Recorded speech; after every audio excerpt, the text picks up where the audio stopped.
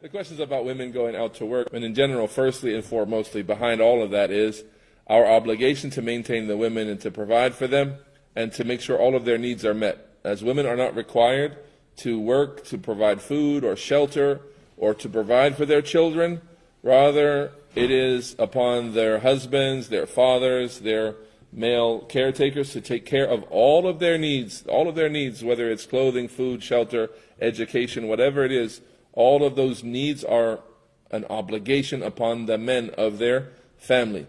Now there are cases where the men of the family are sick or dead or incapable or whatever and cannot, and so those women, in these cases, those women would go get jobs and those women would do what they can to survive, and these are darurat, these are times of necessity, and we're not going to be difficult with these women. These women are surviving.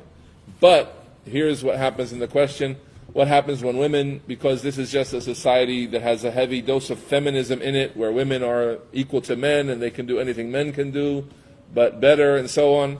So the women want to go work because they don't want to be restricted to the house, they don't want to be taken care of, and so on. And as a result, in a real society with real criminals, with people with bad intentions, with the reality there, they face danger, they endanger themselves. As much as they say men and women are equal, they can all do the same things. Today, what do the law enforcement people tell us about women walking at night in dangerous areas? Don't let women walk at night in dangerous areas. Whatever happened to the feminist powers and all of that? When it comes to reality, this is it's an aura, it's a point of weakness for the family, that there's a woman at night in a bad neighborhood, in danger, and she needs protected. And it's the foolishness of the people of this day that sort of wish to ignore all of that and just say women are strong and women are capable and we shouldn't think that we have to protect them and be escorts to them and all of that. But the women of this time are being raped, they're being attacked, they're being taken advantage of, and that's a reality. The victims of robberies and these kind of things are so often women, and this is a reality. And so we would advise our sisters, just with some general advice, to keep to the safety of your homes as much as you can, to keep to the safety of the men who have to go out and take care of you, to allow them to do that, and to not be so ambitious to be like the Western women and do just like what the men do, but to be humble and preserve your honor as much as you can and the honor of your family by remaining home as much as you can. And this is in a corrupt society with lots of criminals and different kinds of crimes, subhanAllah, more important than it would be in any place, in this place specifically, subhanAllah. You look at the culture of a people and the terminology, the kinds of terms that are used for different things in a society that tells you something about the goodness or the evil of that society.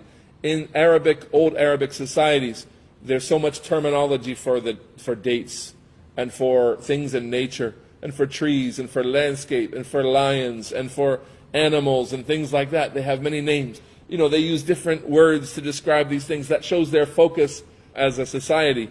Here, we have pickpocketing, we have home invasion, we have carjacking, we have, all of this is just theft in Arabic. It's just sariqa.